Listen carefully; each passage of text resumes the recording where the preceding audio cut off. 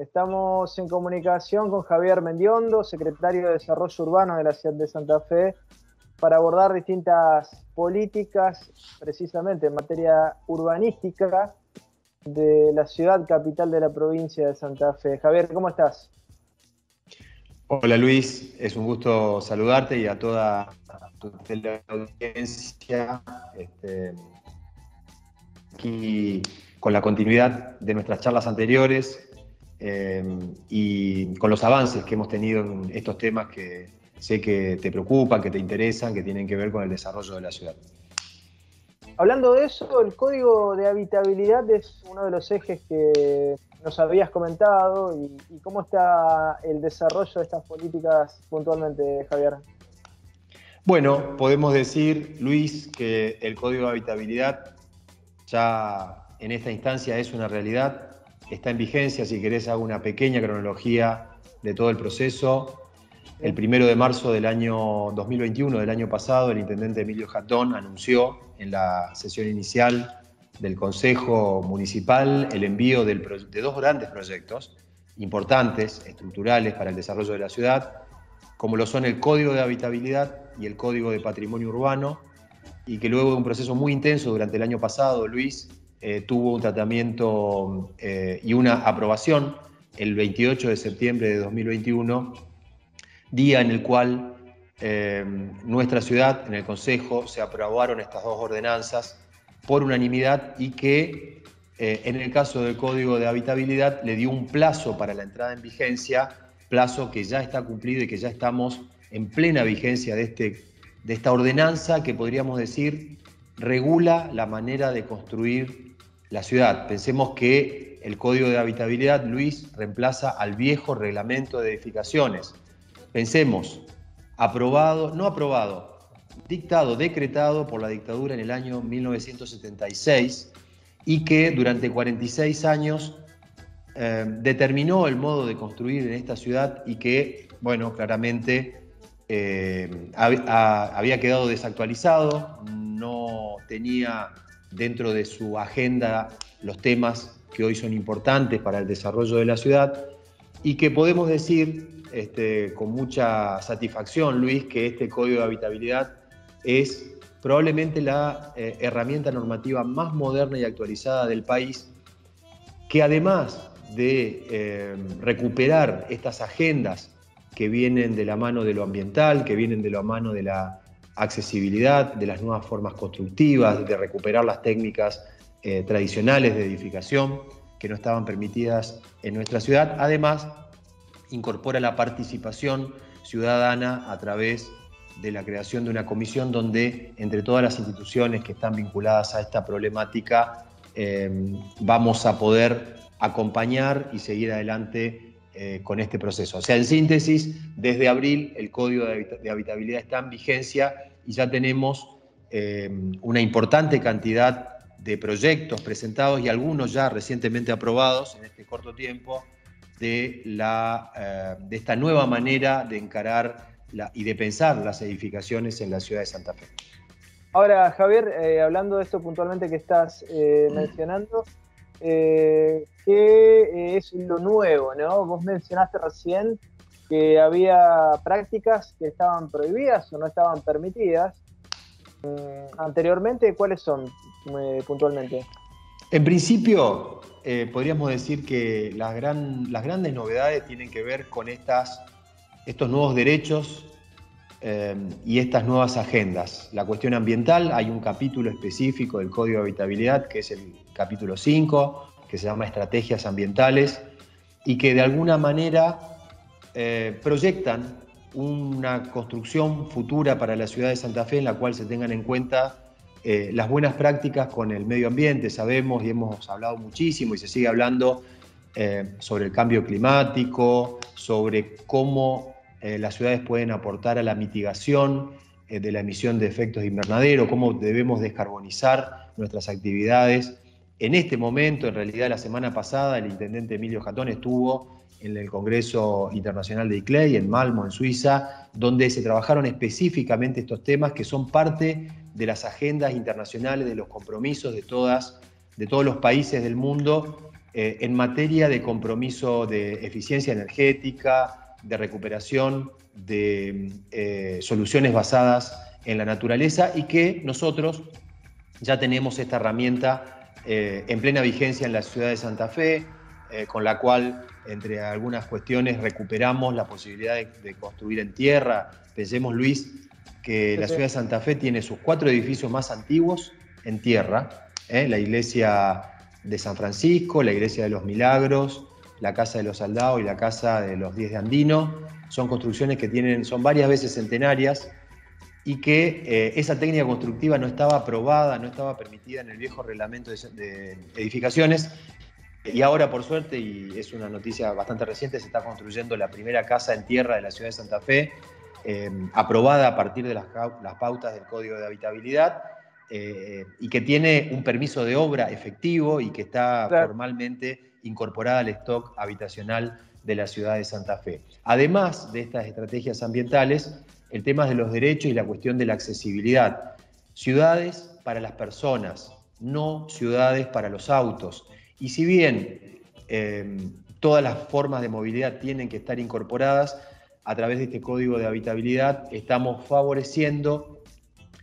el uso más humano de la ciudad, teniendo en cuenta por primera vez los módulos para discapacitados en todas las construcciones, módulos accesibles, módulos de estacionamiento para bicicletas, además la obligación de que a partir de cierta cantidad de departamentos o unidades habitacionales exista una unidad habitacional preparada para personas con ciertas discapacidades, las veredas podotáctiles en las distintas construcciones en la ciudad, la disminución del impacto del automóvil en las veredas a través de la limitación en el frente de una edificación en cuanto al uso de cocheras, de manera tal de que las veredas sean más peatonales, sean para las personas. En definitiva, bueno, y por supuesto, todo el tema de accesibilidad, de rampas, y de que podamos construir una ciudad del futuro donde entremos todos, no solamente el estereotipo, digamos, de la familia o de las personas, para lo cual el viejo reglamento, esa vieja idea del hombre ideal que era típico de la década del 60 y que regía en aquel viejo reglamento de edificaciones. Bueno, hoy tenemos esta nueva mirada. Ahora, Javier, me imagino que también, no sé si particularmente en este código nuevo, que tiene un enfoque más vinculado a la construcción privada, a la regulación de la construcción privada, si hay algún capítulo sobre la infraestructura verde, ¿no? O las infraestructuras verdes, no ya en los espacios privados, sino también en los espacios públicos, para complementar todo lo que es infraestructuras grises y para complementar, por supuesto, las edificaciones privadas. Digo, pensando en la ciudad globalmente en esta línea que vos hablás del medio ambiente. Bueno, con respecto a la infraestructura verde, Luis, hay varios puntos dentro del propio Código de Habitabilidad, y tener en cuenta que son varias las normativas que rigen en la ciudad y que de manera complementaria construyen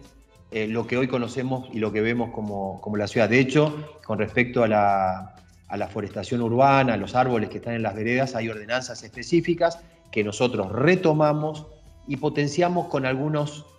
puntos específicos. Por ejemplo, el tema de las terrazas verdes y el tema de los jardines verticales. Es una innovación la posibilidad de incorporar jardines verticales en esto que denominamos las soluciones basadas en la naturaleza. Y por otro lado, ajustamos algunos desequilibrios que tenía el viejo reglamento de edificaciones, que permitía volar con edificaciones privadas sobre el espacio público, lo cual generaba una contradicción. Por un lado teníamos una ordenanza donde exigía árboles en la vereda, y por otro teníamos un reglamento de edificaciones donde permitía que esos edificios vuelen sobre la vereda. Entonces, geométricamente no podían darse las dos cosas. Nosotros hemos limitado ese vuelo de las edificaciones privadas sobre el espacio público, entendiendo que lo público debe preservarse para el paisaje de todos, de manera tal de que los árboles que están en la vereda tengan el lugar, el volumen adecuado para que puedan desarrollarse, entendiendo que son una herramienta muy importante para mitigar la isla de calor que se producen en nuestras ciudades y por la capacidad, además, de absorción de agua de lluvia y de oxigenación que generan estos árboles dentro de la ciudad. Por lo tanto, es un capítulo realmente muy importante que nosotros potenciamos a través del Código de Habitabilidad, Luis. Claro, claro. Realmente un tema interesante a nivel mundial, Javier, porque pensemos si el criterio es, ante el cambio climático, una mayor forestación es una mejor calidad de vida, de alguna manera sería el leitmotiv. Bueno, pensemos en ciudades como Rosario que tienen un árbol cada 2 habitantes. Nosotros aquí en Santa Fe estamos 1 a 3 la relación. Sheffield, en Inglaterra, 500.000 personas viven en esa ciudad, 2 millones de árboles. ¿Cuánto nos queda por hacer, no? ¿Cuánto nos queda por hacer? Digo, no necesariamente tenemos que imitar esa cantidad, pero digo, pensando en la ciudad del futuro y en estos veranos tórridos, estos calores agobiantes, jornadas interminables de 40 grados, la infraestructura verde es algo fundamental, Javier. Absolutamente, y bueno, por supuesto, además del propio Código de Habitabilidad, estamos avanzando en planes específicos de forestación, que si bien no están dentro de mi secretaría, es parte de nuestra gestión y que el intendente siempre, digamos, enfoca en la cuestión de la infraestructura verde, y estamos avanzando, Luis, en este momento en 250 especies en el Parque Federal, dentro de un esquema de gestión con la mesa conjunta con el Parque Federal, y en distintos parques la plantación de árboles a través de distintas operaciones de compensaciones ambientales o de propios planes de forestación que está llevando adelante la Dirección de Gestión Urbana de nuestra municipalidad. Javier, pasando a otro tema que también tiene que ver con lo urbanístico y es un tema muy interesante. Santa Fe es una ciudad que tiene un patrimonio histórico muy, muy valorable. Es una ciudad con una impronta histórica fundamental dentro de lo que es la provincia de Santa Fe, y sabemos que están trabajando en este tema. Contanos al respecto, ¿no? ¿Qué avances hay en el cuidado del patrimonio histórico? Bueno, con respecto a eso, te decía en la introducción que el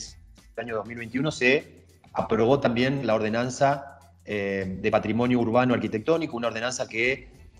podríamos decir salda una deuda histórica que tiene una ciudad que se aproxima a los 450 años. Recordemos que el año que viene se cumplen 450 años. Somos una de las ciudades más antiguas del país. La fundación de Santa Fe es anterior a la fundación de Buenos Aires. Y desde ese punto de vista, creo que entender el patrimonio debe enfocarse sin caer en el falso dilema de que preservar el patrimonio es detener el progreso y el desarrollo de la ciudad. Creo que durante mucho tiempo esta ciudad estuvo congelada con ese falso dilema y que produjo, podríamos decir, algunas situaciones que no han sido buenas para la ciudad. Sobre este tema recordarás, Luis, que hubo un trabajo muy importante que hizo la Universidad del Litoral y la Bolsa de Comercio, el catálogo de las 200 obras, que en el año 96, de la mano de uno de los líderes y uno de los abanderados de este tema, que era Carlos Reinante, recordarás, Luis, sí. Se hizo por primera vez el mapeo de las 200 obras de la ciudad de Santa Fe. Bueno, hay 5 de esas 200 obras que se demolieron en este tiempo, en estos 20 y pico de años, o sea que como ciudad no hemos sabido cuidar nuestro patrimonio, que ese libro nos marcó y nos señaló de cuáles eran específicamente esas obras, y que luego de nuestro inicio de gestión enfocamos rápidamente con una idea que culmina en este 28 de septiembre del año pasado, que es poner blanco sobre negro, actualizar la normativa, identificar y catalogar cuáles son las obras que tienen valor patrimonial en esta ciudad que se aproxima a los 450 años, cuál es el grado de protección, y eso se ha consolidado y se ha plasmado en esta ordenanza, la 12.748, que identifica 500 inmuebles de 3 escalas distintas de valoración y de cuidado patrimonial, y otras 900 obras que nosotros decimos cautelarmente tienen protección cautelar. Por lo que vemos de la fachada, y esto se ha trabajado mucho con la Comisión de Patrimonio, existe un cierto valor patrimonial, pero muchas veces cuando los expedientes aparecen o cuando tenemos la oportunidad de entrar, esas obras ya han sido modificadas en su interior o ya tiene unas demoliciones en su área interna que quitan ese grado patrimonial, y que sobre esas 900 obras cautelares tenemos que hacer un proyecto de catalogación definitiva o descatalogación en función de cada uno de los casos, y que en definitiva esta nueva ordenanza finalmente le ofrece a la ciudad, le ofrece a todos los propietarios y a todos los profesionales que participan en la construcción de la ciudad, reglas claras de qué hacer en cada una de estas obras. Esto está en el sitio de internet, en la página de la municipalidad. Pueden descargar el catálogo interactivo que tenemos allí. Van a ver que hay obras catalogadas en granate, que son los edificios monumentos nacionales, por decirlo, la Casa de Gobierno, la Iglesia de los Milagros de San Francisco. Una protección roja, que son aquellos edificios que, como el Banco Provincia o el Banco Nación, son de claro valor patrimonial y que se admite una cierta intervención para poder darles vida, pero que no pueden demolerse ninguna de las partes patrimoniales. Y edificios naranja, que son de menor o de un valor patrimonial más modesto, en el cual hay una parte que se debe conservar, que es la que tiene valor patrimonial, y en el resto del terreno se pueden desarrollar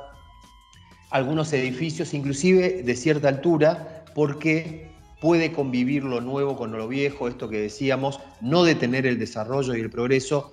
y al mismo tiempo conservar el patrimonio. Además de estas cuestiones, esta ordenanza, Luis, viene a ofrecer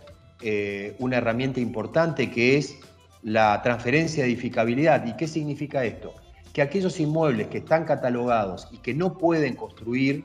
lo que el reglamento de ordenamiento urbano les permite, digamos, en cuanto a altura y metros cuadrados, pueden transferir esa edificabilidad como una fuente de financiamiento para la puesta en valor de ese edificio. Y finalmente, todas las actividades, digamos, todas las acciones de esta gestión, Luis, que van de la mano con el Código de Patrimonio. El tema del patrimonio es un eje estratégico de esta gestión y lo vemos en varias acciones. Ejemplo, Estación Mitre, una de las obras emblemáticas del Plan Integrar, que en el extremo suroeste de la ciudad, un edificio que estaba a punto de ser prácticamente vandalizado y que tuvo el muy importante aporte de las instituciones que lo habitan. Hay una mesa de gestión que allí están trabajando, la Asociación Cultural El Birri, el Hospital Vera Candioti, la Vecinal Sur, los propios vecinos del sector, que están en una mesa dialogando con el municipio en cómo llevar adelante la puesta en valor de un edificio simbólico, que con digamos, gestiones complementarias se está pensando inclusive en la vuelta del ferrocarril, probablemente en algún periodo próximo. Además de esta puesta en valor de estos edificios y del Código de Patrimonio, Luis, la semana pasada terminamos nuestra primera capacitación presencial en el marco del proyecto de Poitiers. Javier Mendiondo, secretario de Desarrollo del municipio de Santa Fe, te agradecemos estos minutos. Un abrazo, Luis, y como siempre agradecido que en la agenda de tu medio de comunicación estos temas sean de interés. Un abrazo grande. Abrazo grande.